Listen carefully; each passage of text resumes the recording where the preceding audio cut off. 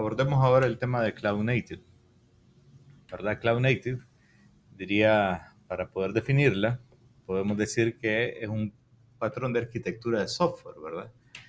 Que finalmente empodera a las organizaciones para poder hacer actividades de construcción, despliegue y correr aplicaciones. Estas aplicaciones tienen ciertas características, ¿verdad? Que son aplicaciones escalables y que corren en, diríamos, ambientes dinámicos en términos de la tecnología que existe, que pueden correr en nubes públicas, privadas o híbridas, ¿verdad? Entonces, no es moverme a la nube o usar un servidor nada más, sino que es una forma de cómo está construida esa arquitectura de software, ¿verdad? Que toma ventaja de esos componentes. Ahora, ¿cuáles son las características de decir estoy en un pensamiento cloud native?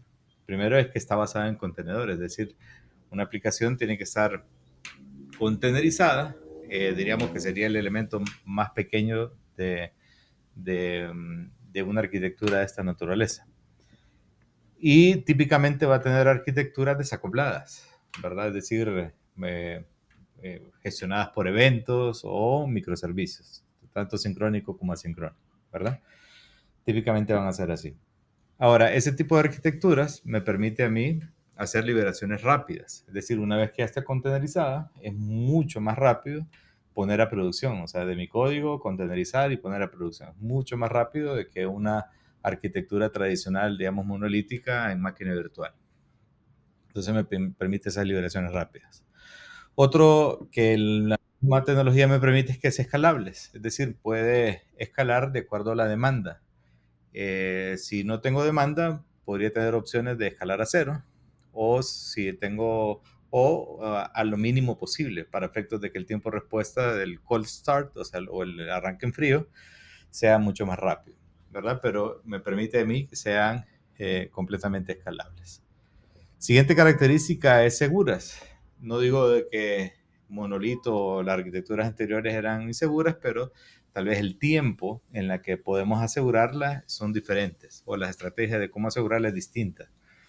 Es decir, yo puedo tener una arquitectura basada en contenedores donde he asegurado el código a través de código estático dinámico, he asegurado en ese mismo pipeline el contenedor y pues en producción.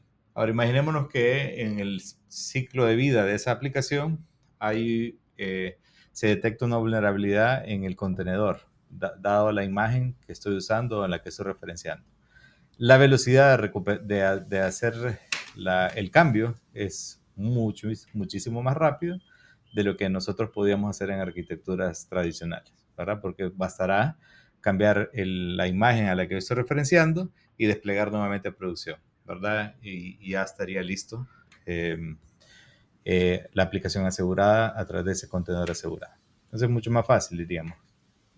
Bien, ¿qué más podemos decir? Existe una característica de automatización, es decir, todo esto no pasa de forma manual, aunque se puede hacer, pero la idea es poder automatizarlo, ¿verdad? Desde que yo puedo tener el código en un repositorio, podría ser, digamos, una puesta a producción completamente automática. Y esa automatización también me ayuda para otras cosas, digamos, me ayuda para, si detecto que hay un error o una falla, yo podría irme a la versión anterior, hacer un rollback, digamos, a la versión anterior que no presentaba ese error y mucho más fácil, digamos, el evitar los fallos hacia el usuario final. Otro es resiliente, es decir, como al final es una infraestructura declarada, y más adelante está declarativa e inmutable, entonces a una falla, el orquestador que está automatizando todo va a darse cuenta de que no existe la cantidad declarada de instancias que deben de estar corriendo. Entonces lo que va a ocurrir es, va a provisionarlas, ¿verdad? Y eso pasa ya sea en propuestas de valor serverless o propuestas basadas en Kubernetes, ¿verdad? Las diferentes versiones, las que tienen las nubes públicas, Google Kubernetes Engine o Rancher o OpenShift, digamos, podríamos decir. Entonces, una infraestructura declarativa e inmutable. ¿Verdad? Inmutable significa que una vez que la provisiono, no la puedo cambiar, sino que para cambiarla necesito volverla a desplegar. Yo creo que eso también es importante desde el punto de vista de cómo gestiono esas aplicaciones. Siguiente punto, que es parte de todo este contenido, que sea observable. Es decir, al tener una arquitectura basada en contenedores, que sea escalable y que sea resiliente, el monitoreo tradicional no me funciona. ¿Por qué? Porque básicamente es, en algún momento yo voy a poder tener 10 instancias y en otro momento 3 instancias. Para el monitoreo tradicional, eso puede ser una falla, porque está esperando que existan 10 puntos o 10 IPs y que solamente hay 3 ahora. Entonces el monitoreo ya no me sirve ahí. Y ahí es donde entra el concepto de observabilidad. Entonces necesitamos que esa aplicación sea observable, ¿verdad? Ya vamos a ampliar ese concepto de observable. Otra es que sea portable, es decir, yo ya tengo un contenedor, ese contenedor es eh, ya está completamente declarado, ya tiene todas sus dependencias para ejecutar, yo lo puedo correr en una nube o en otra y debería de funcionar porque todo está autocontenido dentro de ese contenedor. ¿Qué beneficios me trae entonces al final esta arquitectura? El time to market. Yo diría, al negocio beneficia mucho porque me puede agilizar el tiempo en que yo saco una funcionalidad al mercado, ¿verdad? Y que empiezan los usuarios a beneficiarse de las funcionalidades que tengo. Otro es, ese time to market me permite a mí mejorar la experiencia del cliente por varias razones, pero uno es al establecer una velocidad en desplegar aplicaciones, también una velocidad en recuperar un incidente. Entonces, el usuario final se ve menos impactado. Otra característica que ayuda a la experiencia es que sea observable. O sea, puedo tener métricas que me están diciendo o datos que me están diciendo cuál es la salud de esa aplicación, ¿verdad? Siguiente es minimiza el riesgo del vendor lock-in. O sea, al final esta es una realidad. Muchas tecnologías en el pasado eran bloqueantes, es decir, el cliente no se puede salir de esa tecnología o la compañía no se puede salir de esa tecnología.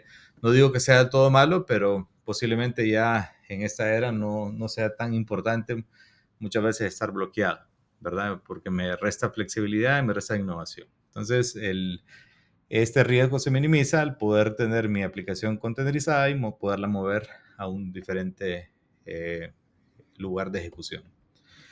Baja costos, sí, baja costos, obviamente entendiendo bien las características de diseño de esa arquitectura, existe la posibilidad, yo digo con alta probabilidad, de que baje los costos. Obviamente hay que entender cómo escala, cuál es el comportamiento de la aplicación, cómo consume los recursos de CPU memoria, que al final es los recursos que yo tengo que pagar, ya sea si estoy en una nube pública o si tengo que provisionar alguna infraestructura on-premise. Entonces, ahí de entender bien y perfilar bien cómo funcionan esos aplicativos, ¿verdad?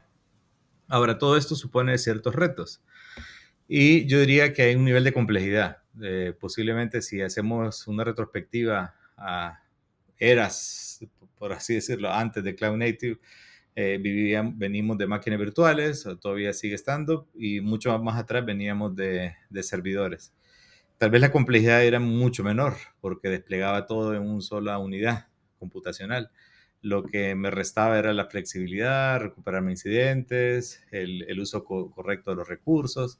Típicamente cuando yo tenía un server físico, había un tiempo de provisionamiento, había un tiempo había un gasto de recursos porque típicamente estaba sobredimensionado y no podía yo quitarle en demanda porque era físico todo. Tal vez resolvimos un poco en máquina virtual, pero sí, diríamos existiendo ese mismo reto, ¿verdad? Entonces, si bien existe una complejidad, esa complejidad debe ser atendida a través de automatizaciones, ¿verdad? A través de esos declarativos que yo hago a esa aplicación. Otro reto es, obviamente, la seguridad. Si bien es una característica, es algo que puedo hacer, el reto es cómo pienso en la seguridad ya en esta era de Cloud Native, porque podría tener una aplicación distribuida en unos componentes en una nube y otros componentes en otra nube. Entonces, ya ahí entran nuevos retos sobre la identidad, sobre los service accounts, que terminan siendo una identidad de la máquina, eh, sobre cómo proteger esos aplicativos, cómo establecer una comunicación autorizada entre esos componentes. Pero entonces sí existe un reto, digamos, en términos de seguridad. Existe un reto en términos de observabilidad, es decir, ya hablábamos que era una característica Cloud Native que sea observable. Ahora, implementar una observabilidad requiere digamos, un pensamiento distinto a lo que teníamos como monitoreo, que más adelante vamos a comprender más. El siguiente reto es, claro, el cambio cultural, ¿verdad? Porque veníamos de provisionar una máquina virtual o un server físico. Ya este cambio cultural eh, de dos equipos, del equipo, bueno, de tres equipos diría, del equipo de desarrollo, del equipo de seguridad y el equipo de operaciones, digamos, cambian la forma en que enfrentan estos retos que estamos conversando aquí. Entonces hay un cambio cultural. Siguiente es el reto de la regulación, si es que existe regulación en términos de que me pueda frenar uno de los beneficios de Cloud Native, salir más rápido a producción. Entonces, posiblemente esto me detenga mis pases a producción a la velocidad que puedo hacer pases. Hay negocios o industrias que están más reguladas que otras y que puede frenar, digamos, obtener los beneficios de Cloud Native.